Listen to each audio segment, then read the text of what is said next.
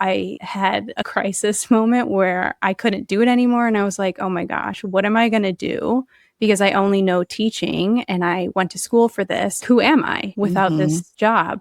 I think that's also an American thing to get very attached to your work so much that it's like your whole identity. And without it, you feel like you don't know who you are. Hi there. This is Her Intentional Reset, a podcast for women in midlife curious about whether the career they chose 20 years ago still fits. Hear from women who've made pivots big and small, discuss the practical realities, the trade-offs, and whether the change was worth it. I'm your host, Molly Whipperfirth, and if you're new here, welcome. I'm glad you found us. And in between episodes, find us on Instagram and Facebook at herintentionalreset.co, that's .co, for behind the scenes and what's coming up next. Now, let's get into today's conversation. Meet Gina Oliver. Gina is the co-founder of Wave Enterprise Co., a location-independent podcast and social media management studio for female-owned wellness brands. After 7 years abroad, she's unlearned a lot of societal norms and identified her core values: community, wellness, and connection. She hopes to inspire others to live well through her work and podcast, Ripple FX. I'm so excited to have Gina on the show today. This is Her Intentional Reset. Gina, thanks for being on this morning. Hi, thank you so much for having me. I'm super excited to be here.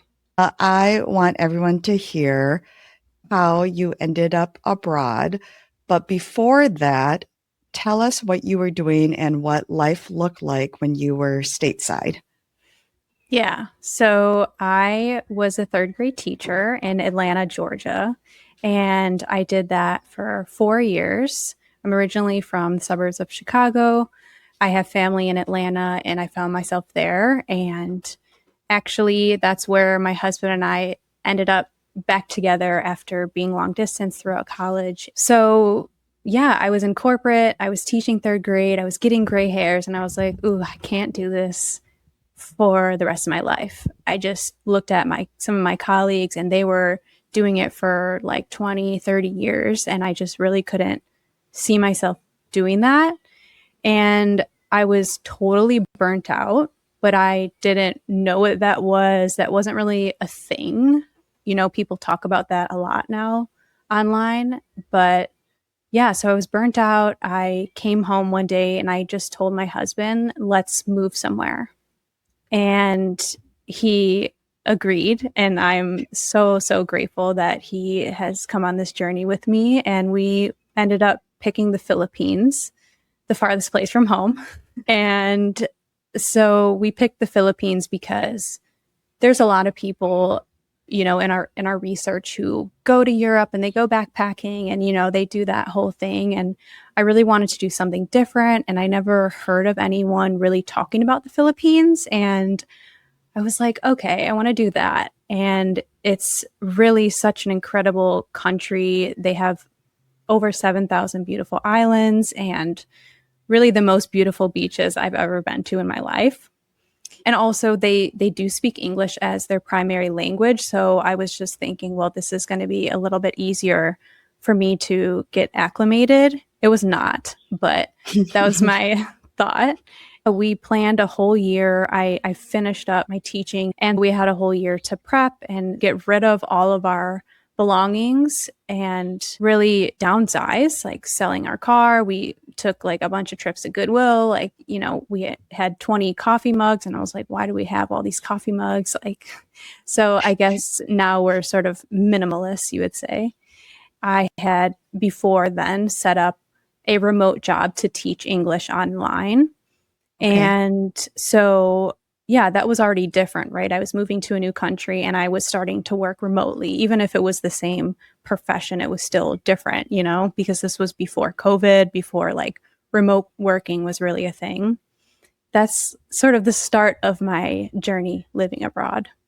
Prior to deciding to move to the Philippines, was this always a dream, a goal that you had to move abroad? Why was it I want to move halfway around the world. I want to hear the background behind that. That's a great question. I always wanted to study abroad in college, and with teaching credits, it didn't really line up. I wanted to go to Italy. And so this was sort of that itch. I did my student teaching in San Antonio, Texas, and there was only like four of us who did that program. And so that was already like a little foot in the door of traveling. And I was like, okay, I want more now. I want to explore the world. It's so big. Like, there's so many amazing countries that I have no idea about. And so that was what that was. So you were planning for a year. During that time, it would have been really easy to be talked out of that situation. I'm sure, family or friends could either share their concern or share how they're going to miss you so much.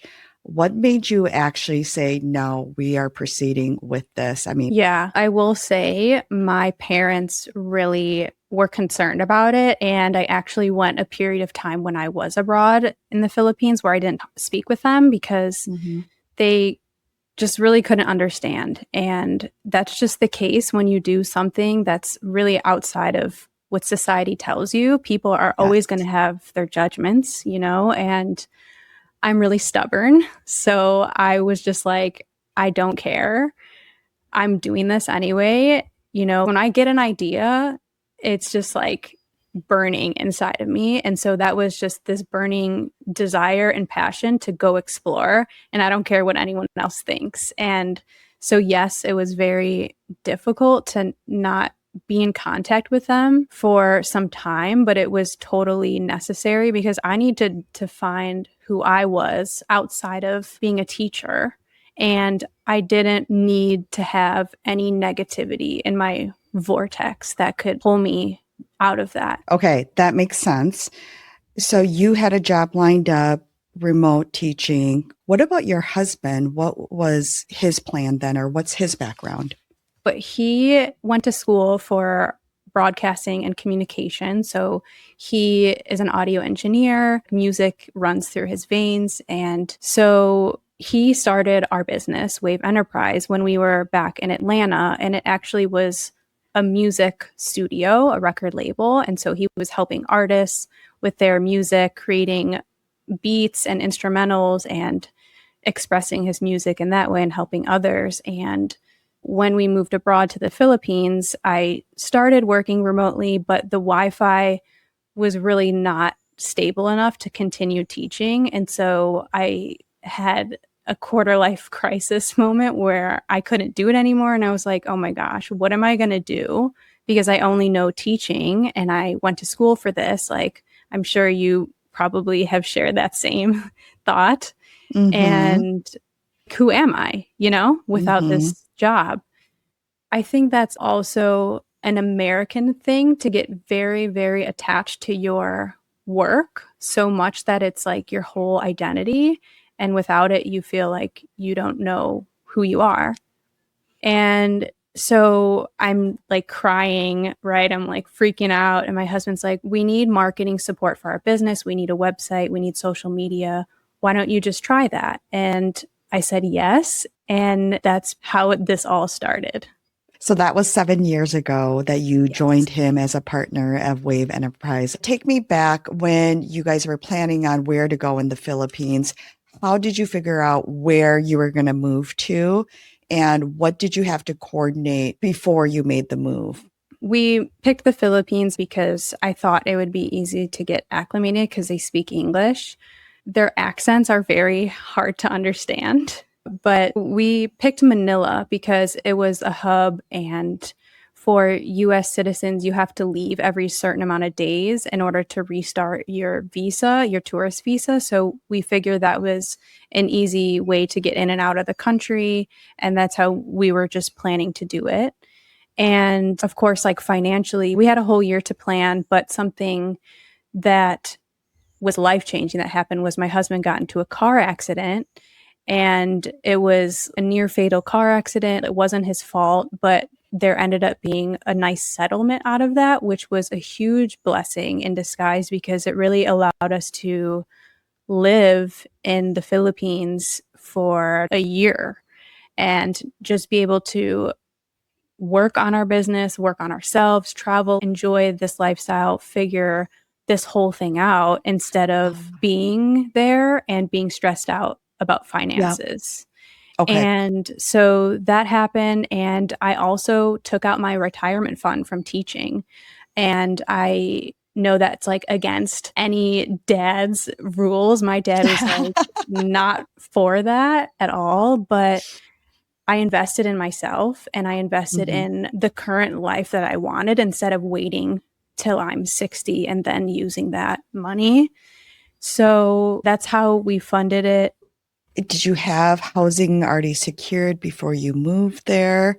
I did a lot of researching, but usually what we do when we go to a new country is we get an Airbnb for a couple of weeks. We look around, Okay. we talk to local people, we see what's going on locally. Because sometimes if you get to a new country and you're like, oh, I really don't like this area, but you already booked it, it's hard to get out of that. So we Yes. usually see out the vibe and then make a more long term plan.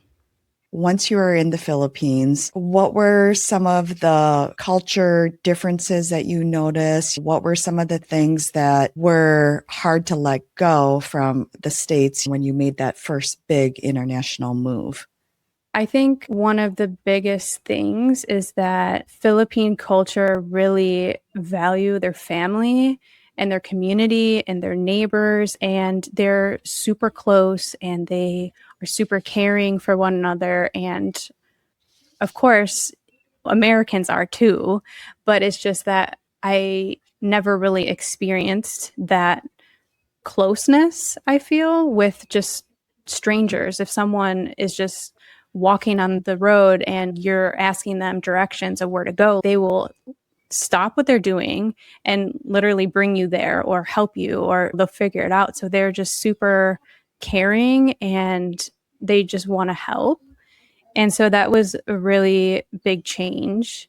There's so many little things like the food they eat is so different. The way that Mm-hmm. they, like in Manila, they just cross the road wherever there's not crosswalks, or maybe there are, but they don't care about them.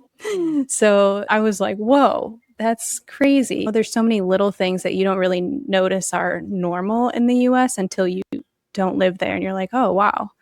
As you are getting acclimated to living overseas, was there any moment where you're like, okay, I miss home? Or were you just all in? I know you said that you were stubborn. So were you like, I'm just going to tell myself I'm loving this until I actually love it? You know how there's that transition period? Yeah. No, the moment we touched down, I was like, oh my God, what did I just do? I'm so scared. And the first couple places we stayed at, like, they weren't the greatest experience. So I was like, oh man, did I just really mess this whole thing up? What am I doing? I just pushed through that discomfort and I was like, Okay.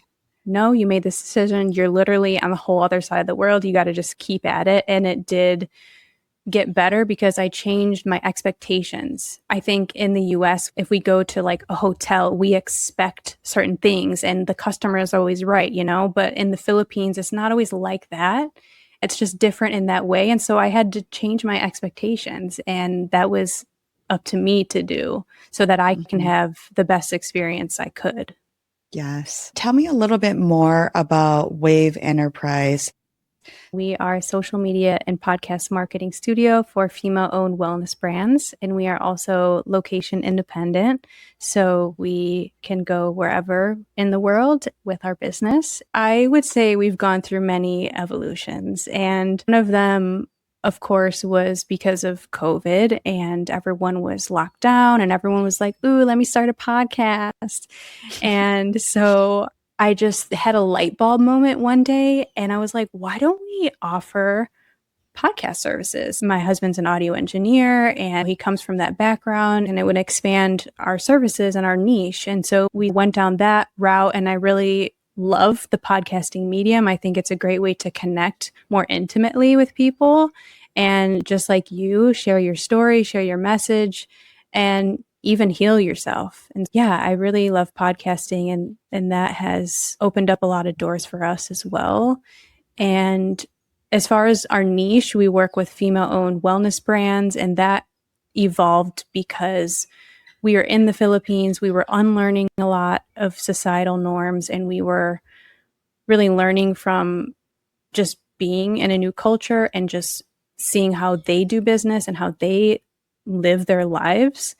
And we naturally were getting into self development and all things fitness and wellness and really reprogramming our minds. And so we naturally were drawn to other business owners who were in that same niche and who were helping heal the world in some way, we like to say. So that's why we work with those types of people. You mentioned that you made the transition from education to Wave Enterprise, starting off with some of the marketing services. How did you learn to make that transition, learn the skills for what you guys offer now from your education background? I really love Facebook groups. I talk to everyone about Facebook groups, how awesome they are, because I feel like once you find a community online and you just stick in that community, that's what I did. I found a Facebook group for other remote workers. I found a mentor through that. And eventually that mentor offered me an online job as a social media director. And that's how I learned a lot.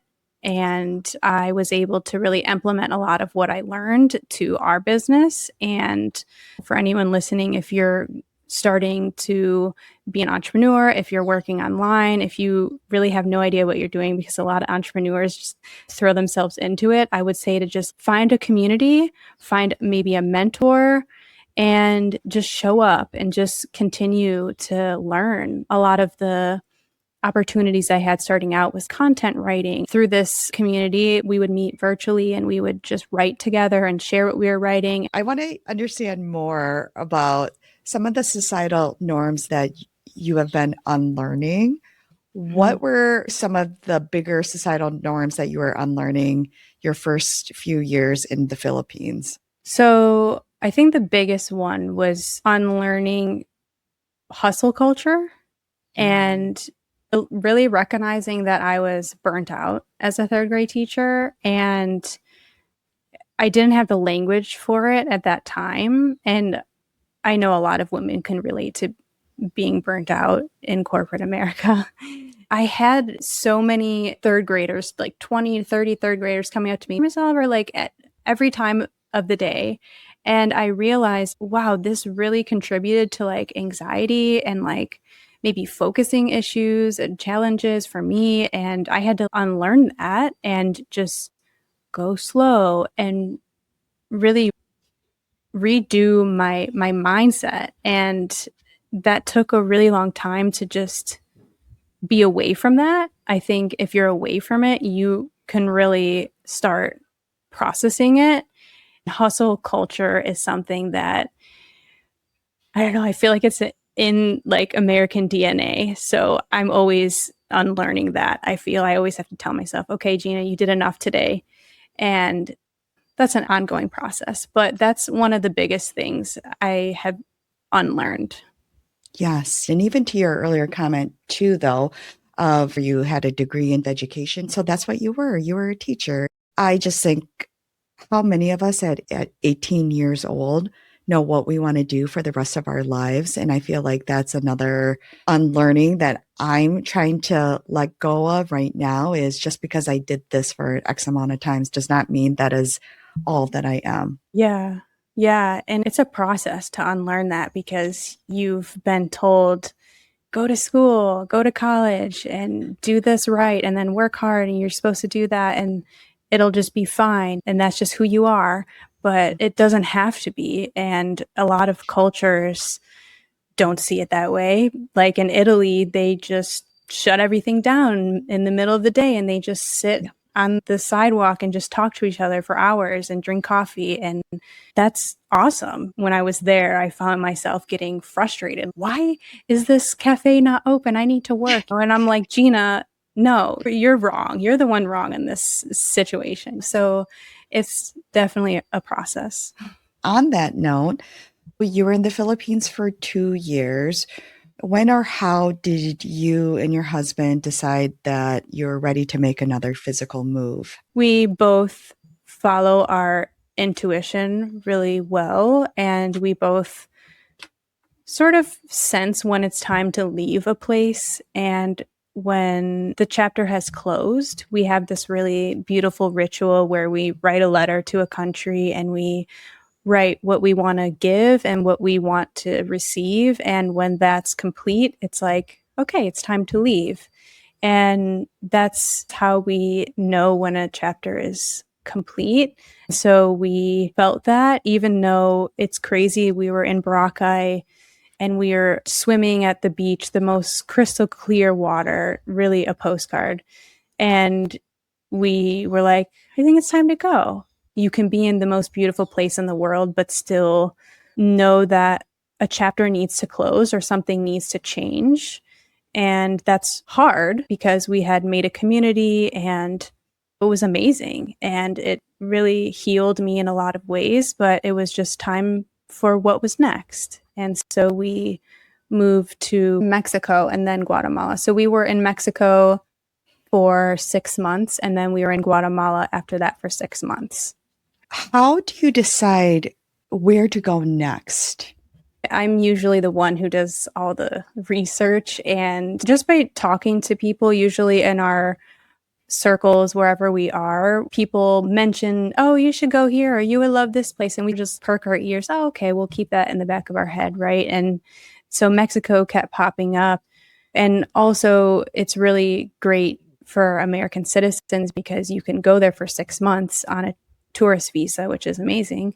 We're like, all right, we can eat some tacos and we can see ourselves there. When we were in Mexico, we did 2 workaways. So this is a really great company for anyone who wants to live abroad. And basically it's an app that they have all different types of things that you can do. You can do farming, you can build an eco lodge. And there was an opportunity to help this hostel in Puerto Vallarta with their social media. And we also hosted events. And so we got to practice in person creating content, which that was something new for us because usually we get all of the content remotely and we just do all the back end editing. So this was an opportunity for us to not only work together, my husband and I, on content creation, but be in person. And that's totally a different vibe. And then once the 6 months was up and our visa ended, we were like, okay, let's go to Guatemala. A lot of places in Latin America for US citizens, you can leave after a certain amount of days and you can come just back into the country and renew your visa. So it makes it easy to stay in a lot of countries. After that, we moved to Italy. Why did you decide Italy? My husband and I wanted to do an ancestral tour to see where we're from and go back to our roots. And that's part of our identity, right? Where we're from. And so my grandfather is from the town of Milazzo in Sicily, and my maiden name is also Milazzo. So we got to live in Sicily. That's why we went to Italy. We were there for 3 months. You're traveling the world and you're following your intuition of where you and your husband want to go next. During this time, is it getting easier and easier to transition, or are there things that you're missing? And why I ask that is I studied abroad my last semester of college, and I remember them telling us that when you move someplace for an extended amount of time, it's always that roller coaster effect where initially you're super excited, but then there's that dip where then you miss what you left. And then eventually there's that evening out period. And it happened both at the beginning of our stay and then at the end of our stay. Transitioning back to the US was really hard for me. I'm just curious, each time that you moved, is there still there's that excitement to be in that new place, but then is there a part of you that still has a little bit of that leg in that letting go of where you were? That's a really good question. I feel like, to what you were saying before that, even following my intuition and moving to the Philippines, that seems crazy, right? And when I did it, I was like, oh my gosh, what am I doing? And then after that, So this is a roller coaster you're talking about. Like you're excited, you plan all the things, you visualize your life for whatever amount of time. I can't tell you how many vlogs I watched, and I was like, I'm doing that. And you just get super jazzed about this life you're creating.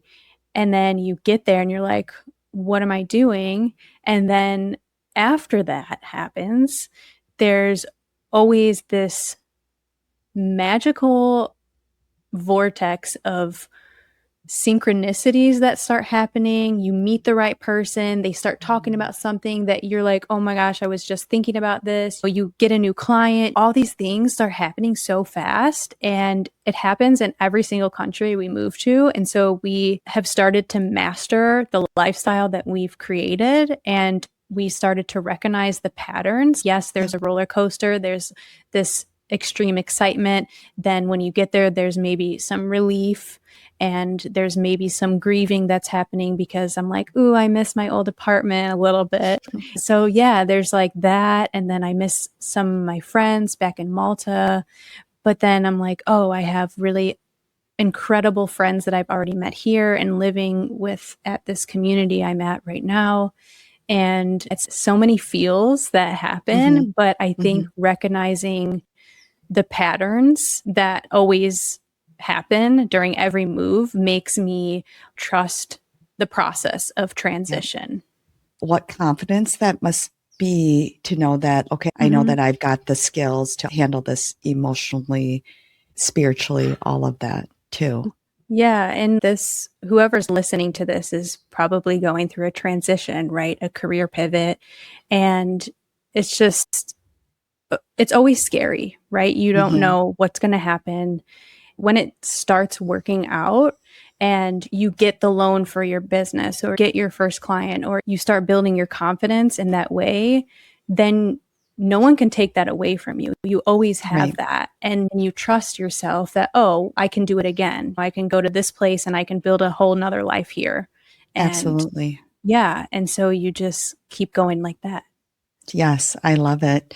So I know that you lived in Malta for a little while as well. Tell us about that experience. We went to Italy knowing that we were applying for a digital nomad visa in Malta. So I talked a lot about being in Guatemala and in Mexico and running around and doing this whole visa thing. And it got really exhausting to do that. And so we were really seeking something that was a little bit more long term, like a year where we can settle and we don't have to think about a visa. We don't have to go leave the country and do all this stuff.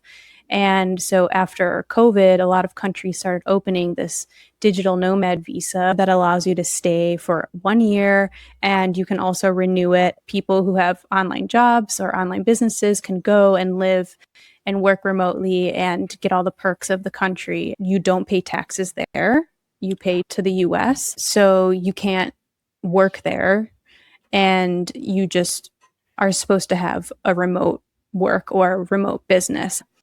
For anyone wanting to retire somewhere else or Yes. just try it out, I would recommend, like, you can even just Google digital nomad visa, and there's probably 80 countries that offer it. But overall, the experience was amazing. Malta is such an incredible country. It's so tiny, but there's so much to offer there.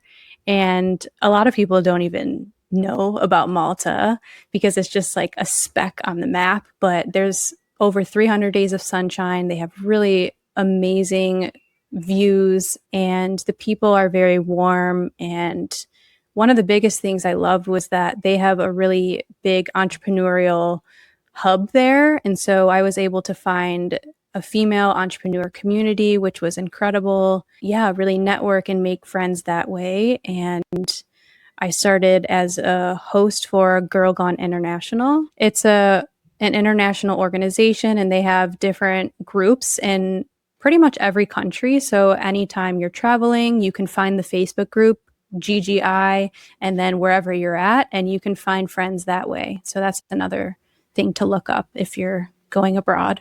We can put that in the show notes. Okay, when you mentioned most people don't know where Malta is, I will admit that I had to Google it when you said where you were. Can you share with everyone where Malta is and best things about Malta? Any things that maybe weren't so great? Malta is, I think, 80 miles from Sicily. And when I was staying, we were on the sister island called Gozo. And so there's three islands. There's Malta, the main island, and then Gozo, and then Camino, which is uninhabited. And so I could see Sicily from my apartment. So that was really Oh, amazing. It's in between Sicily and Tunisia. So it's just okay. really teeny tiny country. They speak English as well. That's their primary language. And they have really fast Wi Fi. And that's, of That's, course, a need for yes. working remotely. And it's just a beautiful country. They have really great food and a lot of seafood, a lot of pastas, and just their people are very warm. And especially in Gozo, our landlord was just like, I felt like she was my grandma. She was so cute Oh, and just would bring me a bag of lemons from her lemon tree and just so warm. That's the spirit of Malta. yes. I love it. You mentioned that they have a lot of female entrepreneurs. Is there a predominant business for these entrepreneurs or industry? The female entrepreneur community that I was a part of, a lot of them were into wellness. So a lot of them were retreat leaders or into Pilates, yoga, like their instructors, that sort of thing. So it was really Yep. perfect for me because that's Hmm. my target audience. So that was great. But a lot of people are into, it's called e-gaming or iGaming, something like that. It's like online casinos. That was totally new to me. I didn't really know anything Oh, about that, but that's yep. the biggest hub there for businesses and entrepreneurs and remote workers. So that's really huge. So you were in Malta for a year based on the visa. 2 years, actually. Okay. And now you're in Costa Rica. So tell us how you decided to make the transition to Costa Rica. Naturally, our work visas came to a close, our lease came to a close, and we were both just feeling this chapter is naturally coming to a close. It's time to leave. And so we prepared ourselves. We reached out into the vortex and got Costa Rica. My husband had come here maybe 15 years ago on a family vacation and just has raved about it and just how incredible the monkeys and like all of the nature is. We also wanted to be a little bit closer to the US so that we can visit friends and family a little bit easier to Mhm. not take an entire day or two. Do you have a timeline on how long you're going to stay in Costa Rica, or what does the future look like for you and your husband? That's a good question. I am not sure yet. I think Mhm. that Costa Rica is definitely an option for a longer term stay. A lot of Americans are living here, Yes. and I can see it as a long term option. I think our ideal situation is that we have two places in the world where we really love and we can split our time and we can travel and switch up our environment and the cultures, and so this could be one of them. And we think maybe somewhere in Southeast Asia. We really love Thailand. So that could be another one. But Yeah. that's the ideal lifestyle for us moving into the future. So I know one of your core values is community. Can you share how do you find your community when you've been living abroad? Yeah. I usually find way too many Facebook groups to join. Back to Facebook. Okay. Yes, back to Facebook groups. I find women's groups, I find different event groups that are in the area. And that's how I start networking with people. Usually, before I even am in that country, I start just seeing what's going on, what's the vibe about. And like here in Costa Rica, they do a lot of communication with WhatsApp groups. So I'm a part of different WhatsApp groups here. And I think just finding some online communities and then just seeing whatever passions you have. I really love to learn about gardening and planting. And so I'm going to this event on Friday that's a free workshop, seed exchange. And that's something I can do to also just meet new friends. Was that already your personality before moving abroad? No, I don't think so. I would consider myself an introvert. Most of my friends when I was in Atlanta were my teaching friends. And I don't think I had really a social life. So I really put an effort into my social life and my community while I was abroad because I realized how important it is. And especially during COVID, I know that was a time of really being isolated for a lot of people. So finding people to connect with is so important for your mental health and for your well-being. And so I just realized how important it was. And I've always made an effort to make that part of my life fulfilled. You seem so calm and at peace. Are there any trade-offs that you still feel when you make a move living abroad? Yeah, I appreciate you saying that. And yeah, there are totally. When we even moved here, like we were in a gorgeous apartment in Malta. And then we came here, we had a really cute casita, but there's a lot of nature, like good and bad. There's a lot of bugs. We had one day just cows in our yard just eating their dinner, and they're nobody's cows. These big animals, well, you don't know what they're going to do. So that's Mm-hmm. sometimes could be scary. And getting used to the heat.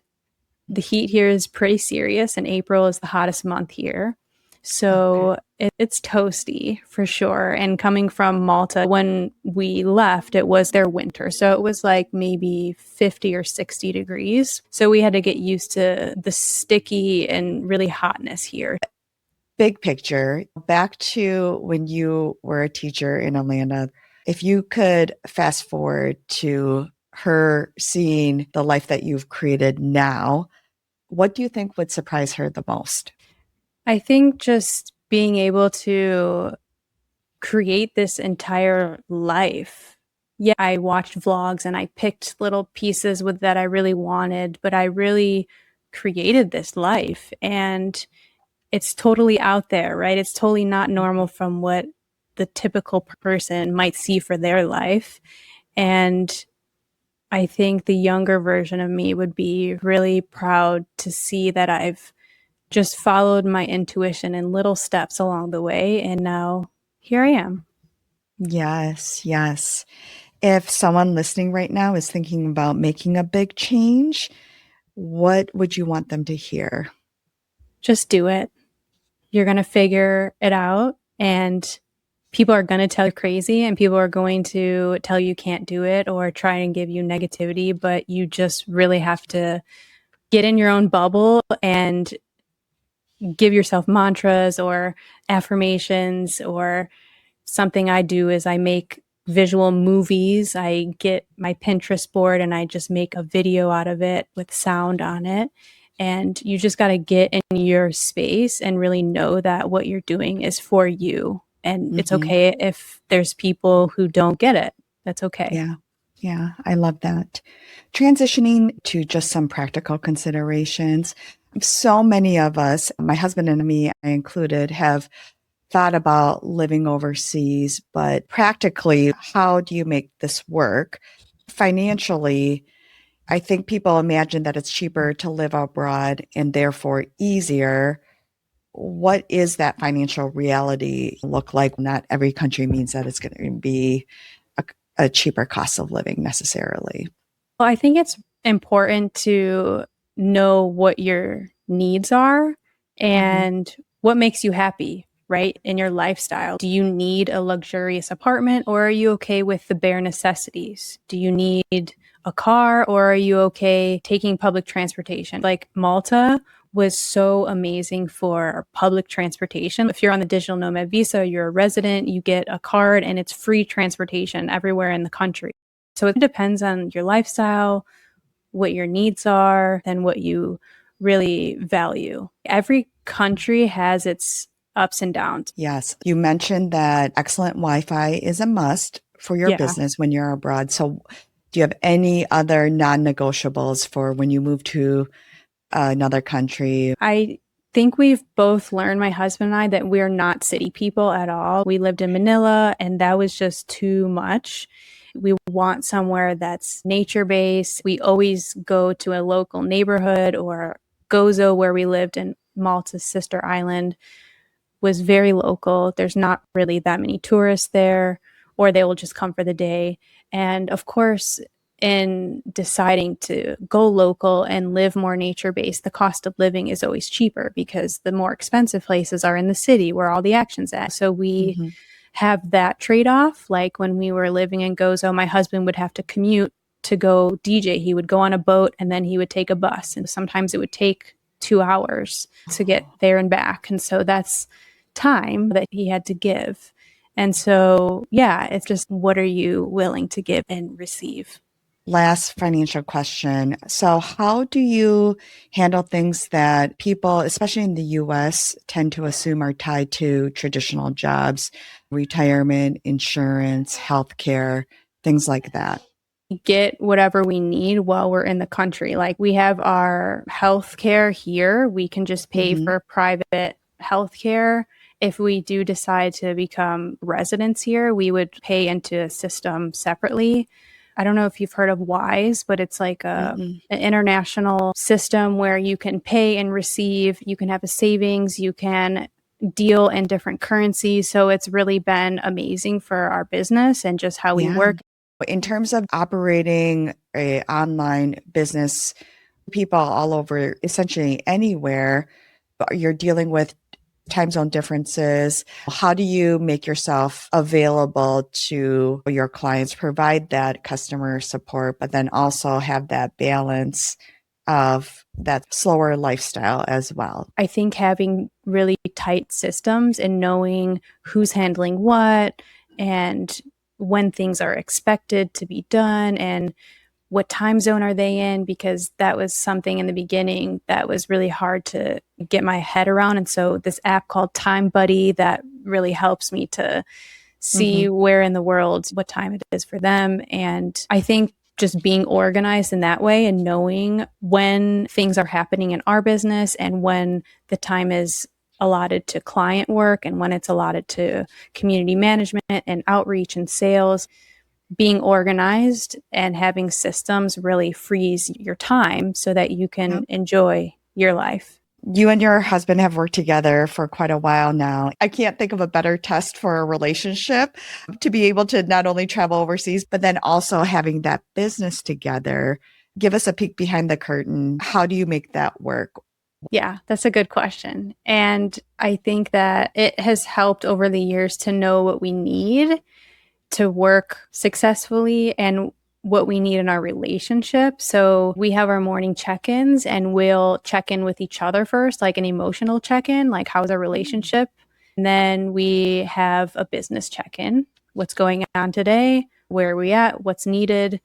And so it's a preventative care, if you like to call it like that. And it just helps to make sure we're aligned and we're on the same page because it's sometimes hard to not merge personal with business stuff, know where the boundaries at, right? And so Okay. that's one tool that we use. Also, if you're just working remotely, like sometimes it could be hard to turn it off, right? So we don't work in the bed, we don't talk about money in the bed. There's a lot of boundaries we've had to set and giving each other feedback like, okay, this isn't personal, this is just business. This Yeah. needs to be better or that needs to be tightened up or whatever it is. How long have you two been together?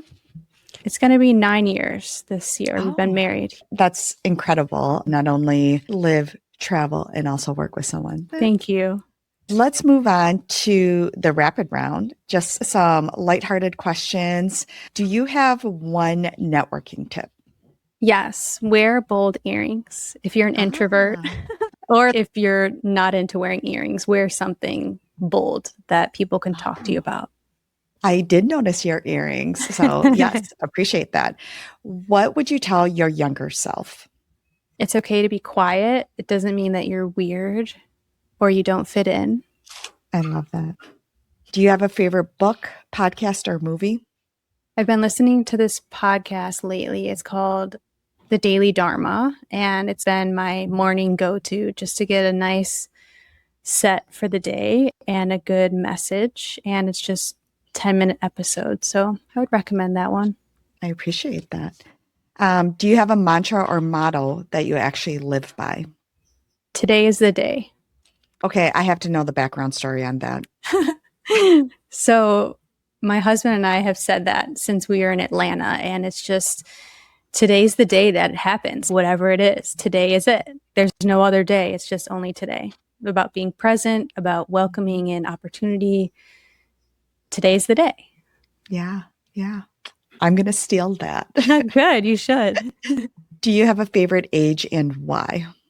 My age right now is pretty great. I think that the 30s is a really great time because I feel like I got my shit together. Yeah.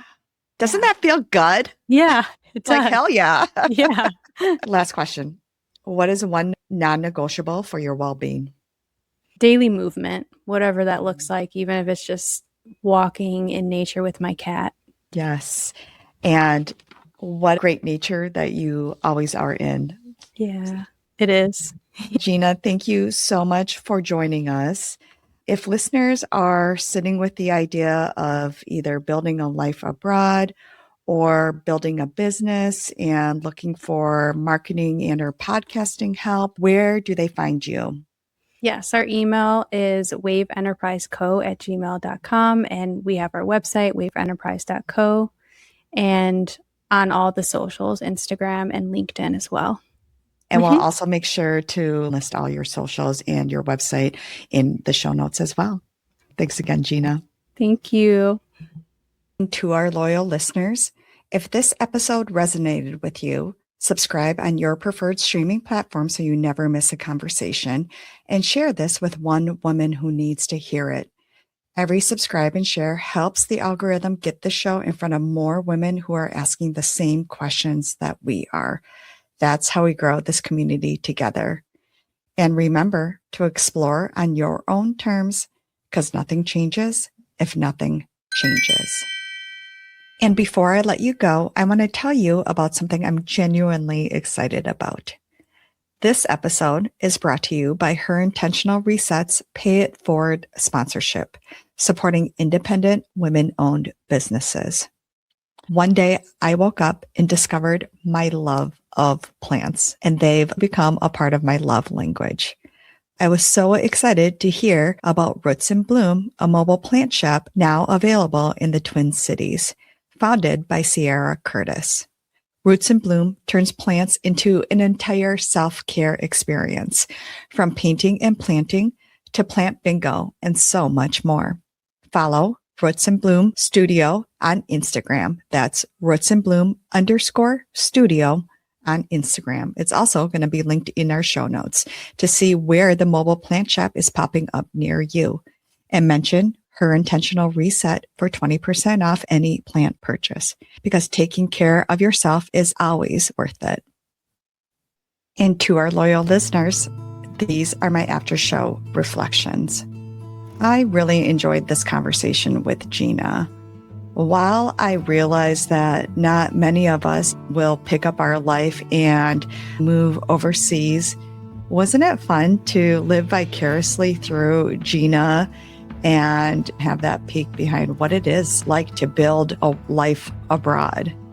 What I loved the most in Gina's story is how, regardless of where she is, how important community is for her and for her husband, and how they're still able to find community regardless of where they live in a whole nother part of the world.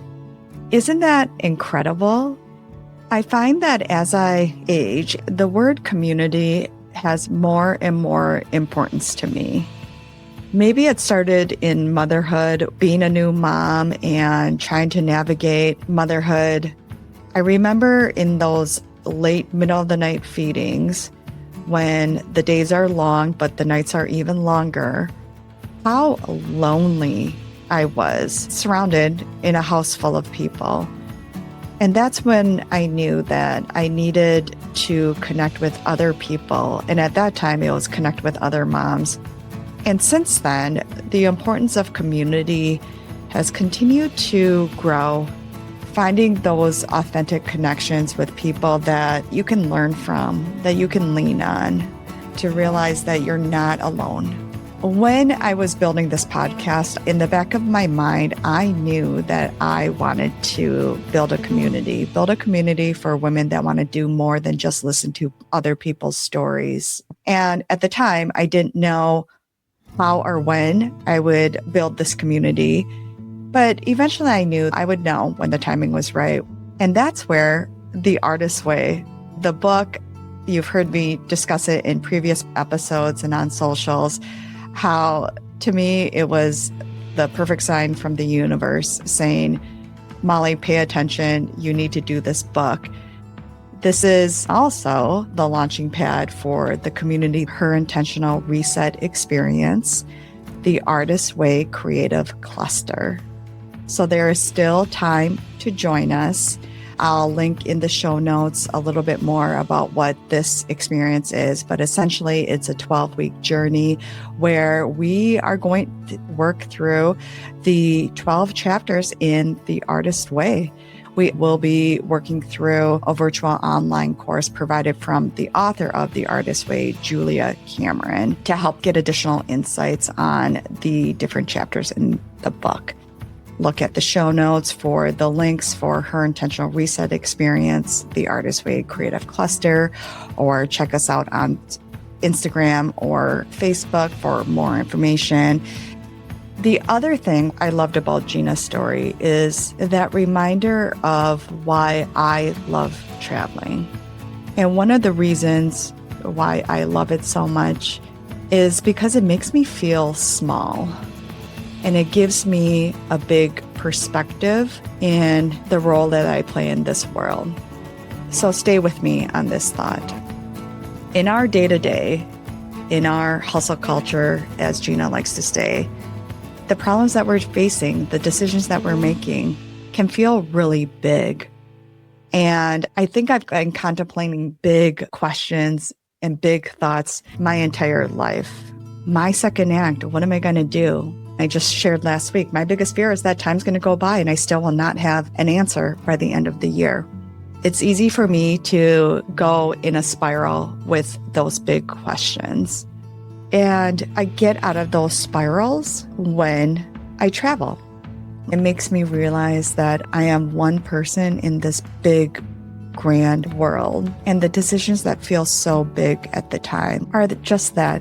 It's a decision. It's one step forward. And the world is still going to exist and move on. And it gives me a sense of peace. And it lifts that weight off of my shoulder. And it calms my nervous system to realize that I am just one small piece in this big, grand world.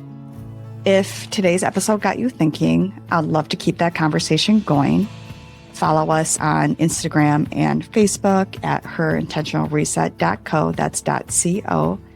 You'll get the latest episodes as they drop, updates in between conversations, and also continue to hear more about Her Intentional Reset Experience, the Artist's Way Creative Cluster. I'll see you there, and I'll see you next time. Thanks. Bye now.